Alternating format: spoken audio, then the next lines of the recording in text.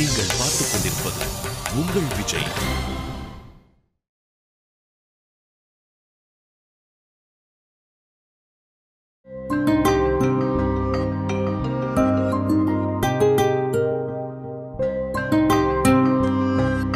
அசோக், என்ன தூங்காம என்ன பண்ணிட்டு இருக்க? தூங்கணும். ரொம்ப டைம் ஆயிடுச்சுல. நீ ஏன் தூங்காம இருக்க? சும்மா ஃபோன் பேசிட்டு இருந்தேன், தூங்கணும். சரி, நீ போய் தூங்கு. Good night. அசோக், சாரி. எதுக்கு? இல்ல அப்பா திட்டினாரா உன்ன? அதுக்கு பேரு திட்டா? இந்திரா எல்லாம் சொன்னா. பாரதி அப்பாவை திட்டினதும் அந்த கோவத்தை அப்பா உன் மேல காட்டினாருன்னு. சின்னதா கொஞ்சம் டென்ஷன் ஆனாரு, அவ்வளவுதான். உனக்கு கோவமே வராது அசோக்? எனக்கு ஏன் கோவம் வரணும்? தேவையே இல்லாம திட்டு வாங்கிட்டு இருக்க. இப்போ உன் பிரச்சனை என்ன? மாமா என்கிட்ட கோவப்பட்டதா இல்ல நான் இப்ப கோவப்படாம இருக்கிறதா? மாமா இடத்துல இருந்து யோசிச்சுப்பாரு. அவர் கோச்சுக்கிட்டது சரிதானே? அசோக், நான் உன்னை பத்தி பேசிட்டு இருக்கேன். நீ உன் பேரண்ட்ஸ் கிட்ட போய் ஒரு சாரின்னு சொன்னா உன்னை அவங்க கொண்டாடுவாங்க. அத பண்ணாம நீயே இங்க உட்கார்ந்துட்டு எல்லார் கோவத்தையும் வாங்கிக்கிற. லிசன் சுபா, ஃபர்ஸ்ட் நீ ஃபீல் பண்ற அளவுக்கு இங்க எதுவும் நடக்கல. மாமா என் மேல அவ்வளோ அன்பு வச்சிருக்காரு. இதெல்லாம் எனக்கு தேவையா? நீ திரும்ப திரும்ப கேட்கறல்ல. எனக்காக இதெல்லாம் பண்ணணும்னு அவருக்கு தேவையா? ஆனாலும் செய்யறாருல. அவருக்கு அப்பப்போ கொஞ்சம் கோச்சுக்கு கூட உரிமை இல்லையா? அப்போ அவர் கோச்சுக்கிட்டதுல உனக்கு வருத்தமே இல்லையா? இல்லையே. அப்புறம் ஏன் நைட்டு வீட்டுக்கு லேட்டா வந்த? அது சினிமாக்கு போயிட்டேன். சரி, அது விடு. இப்ப எதுக்கு தூங்காம இப்படி நடந்துகிட்டே இருக்க? சும்மா தூக்கம் வரல. சமாளிக்காத அசோக். நீ கஷ்டப்படுற, ஆனா அதை காட்டிக்க மாட்டேங்கிற. அப்படிலாம் எதுவும் இல்ல. நான் உன்னை பார்த்துட்டு தானே இருக்கேன், எனக்கு தெரியாதா? நீ ஒரே ஒரு சாரி மட்டும் சொன்னா போதும், உங்க வீட்ல எல்லாரும் சந்தோஷமாயிடுவாங்க. கடைசியில சொன்னியே, அது ரொம்ப முக்கியம். நான் சாரி சொன்னா சந்தோஷமாயிடுவாங்க. ஆனா நான் எதுக்கு சாரி சொல்லணும்? உன்னை நான் கல்யாணம் பண்ணதுக்கா? அதுக்கு சாரி கேட்கணும் தானே எதிர்பார்ப்பாங்க. லைஃப்ல நான் பண்ண ஒரே உருப்படியான விஷயம் உன்னை லவ் பண்ணி கல்யாணம் பண்ணதான். இல்ல நான் இந்த வீட்டில் எப்படி இருப்பேன் சொல்லு? ஏதோ அதுல கொஞ்சம் சொதப்பிட்டேன், அதான் நான் பண்ண தப்பு. அதுக்கு நான் யார்கிட்ட போய் சாரி சொல்ல முடியும்? அதுவும் இவ்வளோ லேட்டா? மாமா சொன்னதெல்லாம் நான் ஒரு மேட்டராகவே எடுத்துக்கல. அதுக்கும் மேல அவர் இதுக்காக நிறையாவே ஃபீல் பண்ணிட்டாரு. நீயும் வேற ஃபீல் பண்ணாத, போய் தூங்கு. நான் உன்னை கன்சோல் பண்ண வந்தா நீ என்ன கன்சோல் பண்றியா? யாரோ ஒருத்தர் கன்சோல் ஆனா சரிதான். குட் நைட் அசோக், சீக்கிரம் போய் படு. Good night.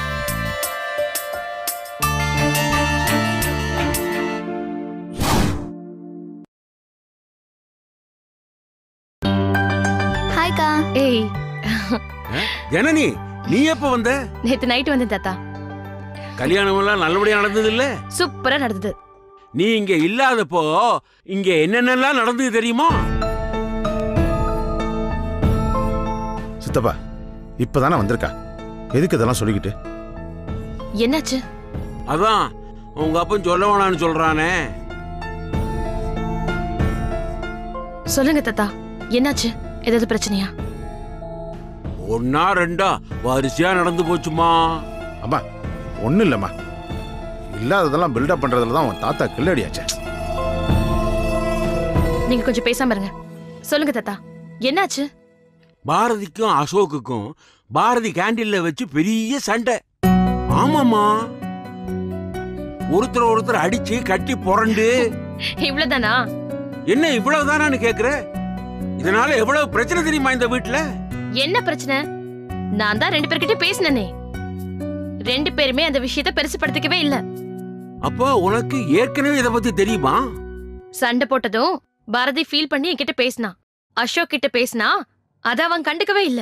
இதெல்லாம் ஒரு மேட்டரா? எதுக்கு இவ்வளவு பில்டப்னு என்கிட்ட கேட்டான். சரியா போச்சு. உனக்கு இவ்வளவுதான் தெரியுமா? உனக்கு தெரியாதது நிறைய இருக்கு, அதையும் கேளு. விடுங்க சித்தப்பா, எதுக்கு இதெல்லாம் போய் சொல்லிக்கிட்டு?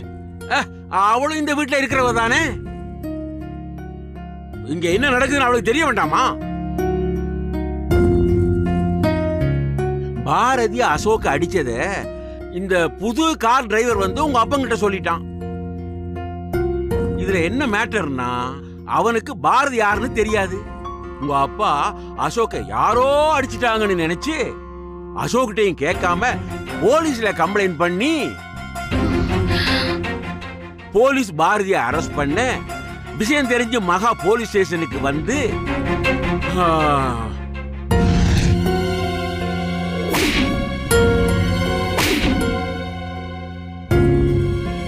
தப்பெல்லாம் வழக்கம் போல என் மேலதாம்மா. என்ன எதுன்னு விசாரிக்காம நான் அவசரப்பட்டுட்டேன்.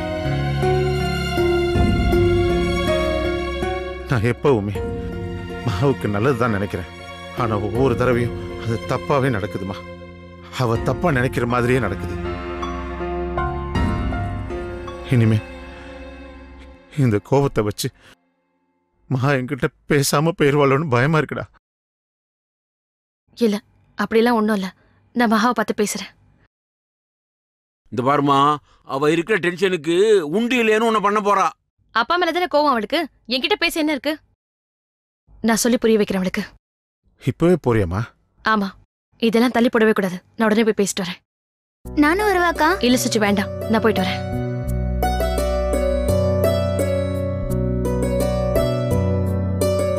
மதி, இந்த வீட்டிலேயே தெளிவான ஆள் இவ ஒருத்தி தான். என்ன வேகம், என்ன ஷார்ப்பு. டேய், புள்ளைன்னா இப்படி இருக்கணும்டா. உனக்கு எப்படி இப்படி ஒரு அறிவான புள்ள? அது அவங்க அம்மா மாதிரி இருக்கும். இருந்துட்டு போடும் சித்தப்பா. பெருந்தன்மையாக்கும். இந்த பார், அவ உனக்கு பையன் இல்லாத குறைய தீர்க்க வந்த புள்ள. ஏ, ஒரு பையன் தான் இதை செய்யணும்னு இருக்கா? இதெல்லாம் நல்லா கேளு. கம்ப்ளைண்ட் கொடுக்கறதுக்கு முன்னாடி அசோக் கிட்ட ஒரு வார்த்தை கேட்டுட்டு கொடுத்துருக்கலாம்ல. அப்ப இந்த பிரச்சனை வந்திருக்காது இல்ல. மறுபடியும் முதல்ல இருந்தா அப்பாவை ஏன் திரும்ப திரும்ப ஃபீல் பண்ண வைக்கிறீங்க? ஆமாமா, இல்லன்னா உங்க அப்பாவுக்கு ஃபீல் பண்ணவே தெரியாது. ஸ்கிரீன்ல உங்க அப்பா ஃபீல் பண்ண ஆரம்பிச்சதும் சீரியல் பாக்குற பாதி பேர் கையில டவலை வச்சுக்கிட்டு கண்ணீரை துடைக்க ஆரம்பிச்சிருவாங்க. கட்சியுமே பார்த்தாதாமா. அப்புறம் ஐயோ மகா மகா மகளே, ஃபீலிங் டயலாக் வேற. Great damage. இனி ஒண்ணும் பண்றதுக்கு இல்ல.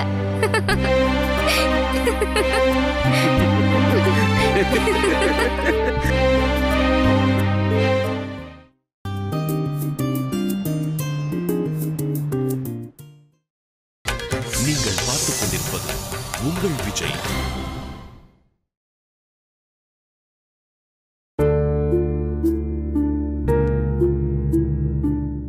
வா ஜனனி. எப்படி இருக்க? இருக்க. நீ எப்படி இருக்க?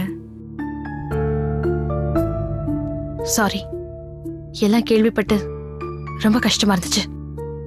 இது எதுவுமே வேணும்னு நடக்கல மகா. நான் வேண்டாம் தானே நடக்குது. எனக்கு தெரியும். ப்ளீஸ் மகா, இப்படி பேசாத. சரி விடு. அப்புறம் என்ன? பிரச்சனை நடந்ததுமே அசோக் எனக்கு ஃபோன் பண்ணி சொன்னாரு. பாரதின்னு தெரியாம அவசரப்பட்டு போலீஸ்ல கம்ப்ளைண்ட் கொடுத்துட்டாரு. இத சொல்லதான் இங்க வந்தியா? ஏன் கோச்சுக்கிற மகா? வேற ஏதாவது பேசு ஜனனி ப்ளீஸ். நீ அப்பாவை தப்பா நினைச்சிட்டு இருக்க. அதான் நானே நேர்ல பேசலான்னு வந்திருக்கேன். ஆமா, நான் தான் தப்பா நினைச்சிட்டு இருக்கேன். அவரை பத்தி பேசாத என்கிட்ட. மகா ப்ளீஸ், கொஞ்சம் பொறுமையாரு. ஏன் இவ்வளவு நாள் இருந்தது போதாதா? நான் பாட்டுக்கு யாரையும் தொந்தரவு பண்ணாம தான் இருக்கேன். ஆனா தேடி வந்து டிஸ்டர்ப் பண்ணா நான் என்ன பண்றது? மகா அப்படி இல்ல. அப்படிதான் ஜனனி. கேண்டீன்ல தேடி போய் சண்டை போட்டது அசோக். ஆனா பாரதி அரெஸ்ட் பண்ண சொல்லி கம்ப்ளைண்ட் கொடுத்தது உங்க அப்பா.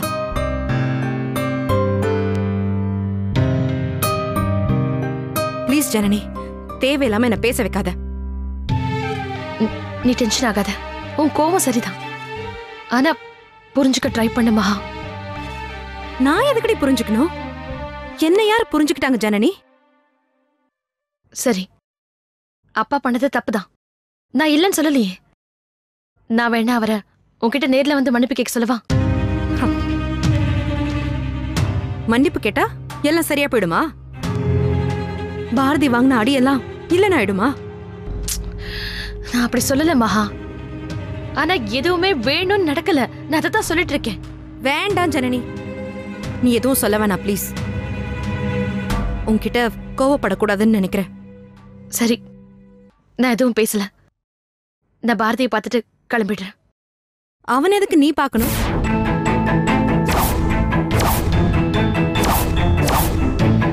ஏன் நான் பாரதியை பார்க்க கூடாதா?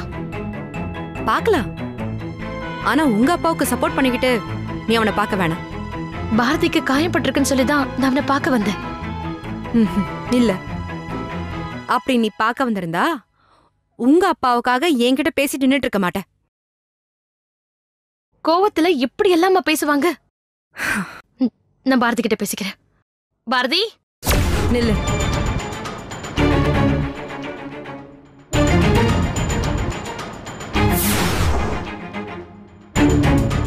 பார்க்க முடியாதுன்னு சொல்றேன்ல. பாரதி உள்ள இருக்கான்ல? ஆமா, உள்ளதான் இருக்கான். நான் சொல்லாம அவன் உன்னை பார்க்க மாட்டான். உங்க அப்பா கிட்ட போய் சொல்லு. இது ஆரம்பம் தான். இன்னும் அவர் அனுபவிக்க வேண்டியது நிறைய இருக்கு. அவருக்கு இனிமே எதுவுமே சரியா நடக்காது. அதுக்கு பின்னாடி நான் தான் இருப்பேன்.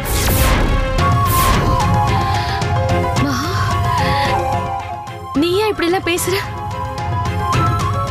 ஆமா, நானே தான். புதுசா இருக்கு மகா. இது எல்லாமே புதுசா இருக்கு. இனி நானும் இங்க வரக்கூடாதுன்னு சொல்றியா? ஏன் தங்கச்சியா, பாரதியோட ஃப்ரெண்டா நீ எப்ப வேணா எங்க வீட்டுக்கு வா. உங்க அப்பாவுக்கு சப்போர்ட் பண்ணிட்டு இந்த வீட்டுக்குள்ள எப்பவுமே வராத. நானும் பார்க்க மாட்டேன், பாரதியும் பார்க்க விட மாட்டேன்.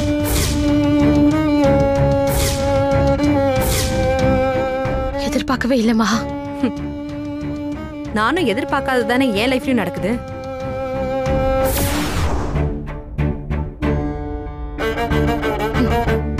நான் வரேன்.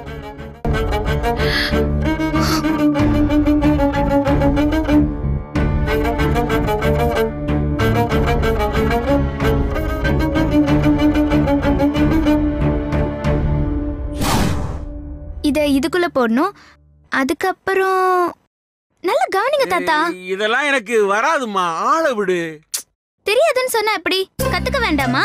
ஆமா, இந்த வயசுல இதை கத்துக்கிட்டு நான் என்ன ராக்கெட்டா விட போறேன்?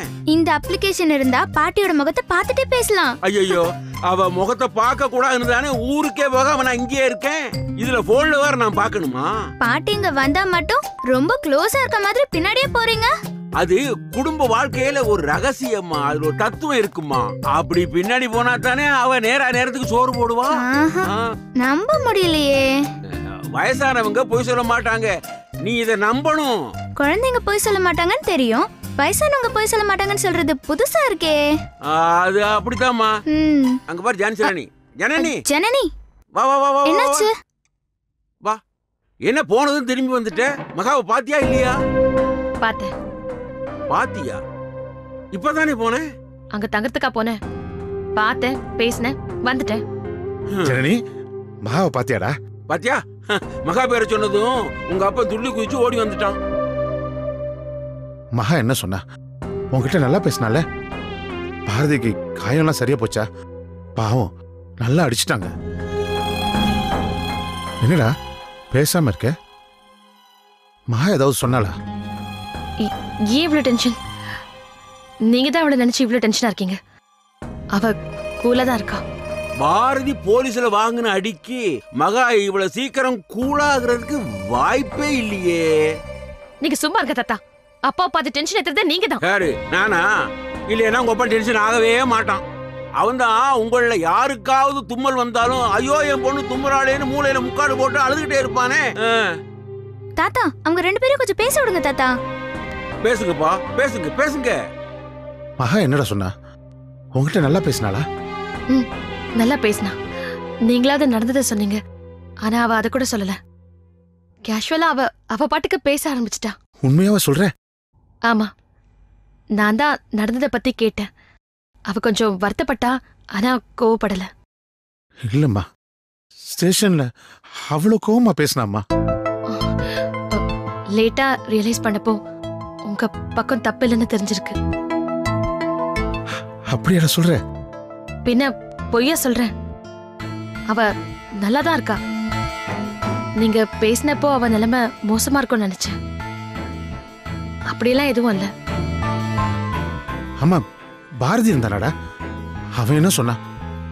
அவனை பத்தி உங்களுக்கு தெரியாதா? அவன் இதெல்லாம் பெருசாவே எடுத்துக்கல. இல்லம்மா, இந்த தடவை அவனும் கொஞ்சம் கோவப்பட்ட மாதிரி தான் இருந்துச்சு. அடி வாங்கினவன் அவன் தானே, அதனால கோபம் வரத்தானே செய்யும். அவங்க நார்மலா தான் இருக்காங்க. நானும் பேசி புரிய வச்சிட்டேன். நீங்க எதுவுமே பண்ணல, சோ பேசாம இருங்க அப்படின்னு. இதுக்கு மேல இதுல பண்ண ஒண்ணுமே இல்ல. இப்பதான் கொஞ்சம் நிம்மதியா இருக்கு. பாரு, இப்ப கூட ஜனனின்னு உன் பேரை சொல்லாம மகான்னு தான் சொல்றான். சாரிம்மா, டக்குன்னு அவ பேர் வந்துட்டு. ஜனனி, நீ போய் சாப்பிடுமா. சாப்பிடாம வர கிளம்பிட்டேன். நான் மகாவோட சாப்பிட்டேன்பா. அது சரி. அப்படியே அவளுக்கு கோவம் வரனாலும் என் மேல தானே இருக்கும். உன் மேல என்ன இருக்க போகுது? சாப்பிடாம எப்படி அனுப்புவ? எல்லாம் சரி, நீ என்ன போன வேகத்துல திரும்பி வந்துட்ட? அங்க என்னாச்சுன்னு அப்பா டென்ஷனாவே இருப்பார்ல, அதனாலதான். பாத்தீங்களா, இருக்கிற பிள்ளைங்க பூராவையும் டார்ச்சர் பண்ணிட்டு இதுல பெருமை வேற. சும்மா இருங்க ஸ்தப்பா. பிள்ளைங்க முன்னாடி கிண்டல் பண்ணலன்னா உங்களுக்கு தூக்கமே வராது. அப்ப நான் ரூம்ல இருக்கேன். இப்பதான் ஸ்தப்பா மனசுக்கு நிம்மதியா இருக்கு. அப்புறம் என்னப்பா, பிரச்சனை எல்லாம் முடிஞ்சு போச்சுன்னு நினைச்சுக்க.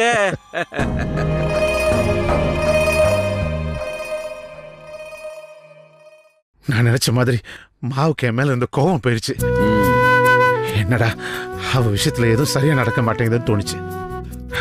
ஒன்னும் மோசம் போகல, அது போதும் சித்தப்பா.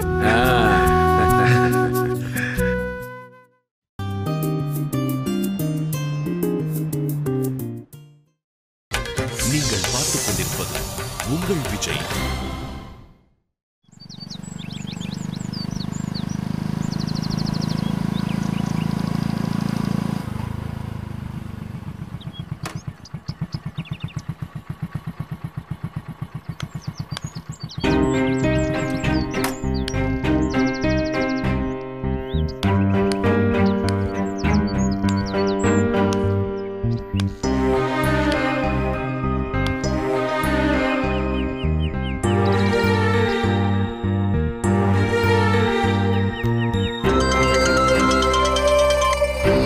சொல்லு பாரதி. வீட்டில் இருக்கியா? சொல்லு. கொஞ்சம் வெளியே வரியா? வந்திருக்கியா?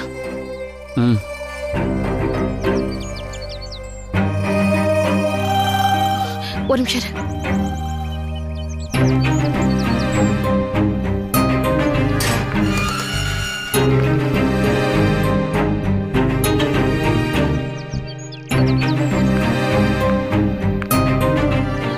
என்ன அதிசயமா வீட்டு பக்கம் வந்திருக்க? காயெல்லாம் சரியா போச்சா? ரொம்ப அடிச்சாங்களா? அடியில் என்ன ரொம்ப அடிக்கிறது, கொஞ்சம் அடிக்கிறது. சாரி. நீ எதுக்கு சாரி கேட்குற? அடி வாங்குறது உடம்புல வாங்குறது மட்டும் இல்லைல்ல. அப்ப வேணும்னே பண்ணல பாரதி. உன் மேல தெரியாம கம்ப்ளைண்ட் கொடுத்துட்டு அவருக்கு எவ்வளவு கஷ்டப்படுற தெரியுமா? நான் அதெல்லாம் கேட்க வரல ஜனனி. நீ வீட்டுக்கு வந்தப்போ உன்னை பார்க்க முடியல, கஷ்டமா இருந்தது, அதான் பார்க்க வந்தேன். சாரி. நான் வந்தப்ப நீ வீட்டில் தானே இருந்த, அப்படிதானே?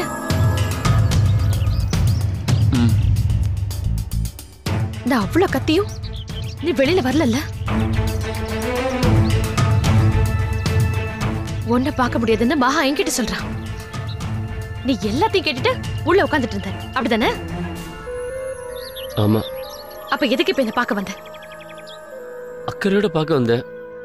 இப்படி கஷ்டப்பட்டு கிளம்புனது எனக்கு ஒரு மாதிரியா இருந்துச்சு, அதான். அவ்வளவு கஷ்டமா இருந்தா நான் வந்தப்ப நீ கூட பேசியிருக்கணும். என்னால முடியாது. ஏன்? மக வேண்டாம்னு நினைக்கிறத என்னால செய்ய முடியாது. நீ மாறிட்ட பாரதி, ரொம்ப மாறிட்ட. சொந்தமா யோசிக்கிறதே நிறுத்திட்டியா இப்போ? யோசிச்சு என்ன பண்ண சொல்ற? பாரதி, மகா தப்பா இருக்கா. எல்லாமே தப்பு தப்பா பண்றா. அவளுக்கு சொல்லி புரிய வைக்காம நீயும் சப்போர்ட் பண்ணா எப்படி பாரதி? தப்போ சரியோ அவ பண்றதுக்கு நான் சப்போர்ட் பண்ணணும். அவ்வளவுதான் எனக்கு தெரியும். தப்பு பாரதி. யாரா இருந்தாலும் இவ்வளவு பிளைண்டாவா சப்போர்ட் பண்ணுவாங்க? ஏன்னா நான் சொதப்பினப்பெல்லாம் மகா மட்டும் தான் கூட இருந்தா. எல்லா தப்பையும் எனக்காக பொறுத்துக்கிறா. அவளுக்கு சப்போர்ட் பண்ணாம வேற யாருக்கு பண்ண சொல்ற? அப்படின்னா அவ என்ன சொன்னாலும் செய்வியா? நிச்சயமா செய்.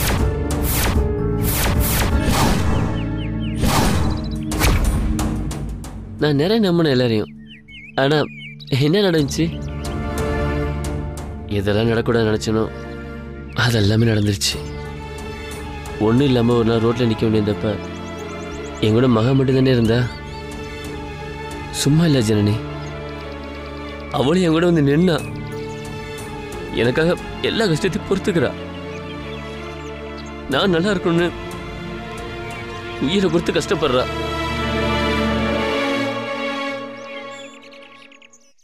இப்போ கூட நடி வாங்கினதுக்கு அவ உட்காந்து அழுதுகிட்டு இருக்கா. எனக்காக எல்லாத்தையும் தூக்கி போட்டுட்டு நான் மட்டும்தான் அவளுக்குன்னு நிக்கிறா. அவ சொல்றத கேட்காம எப்படி ஜனனி?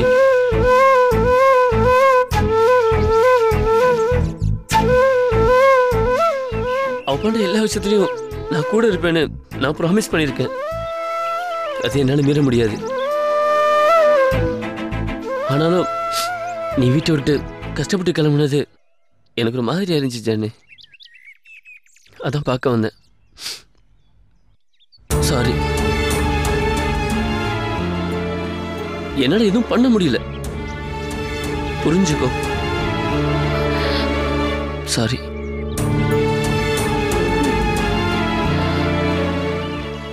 நேர்ல பார்த்து சொல்லனா உறுத்திக்கிட்டே இருந்திருக்கும். அதான் கிளம்புவா.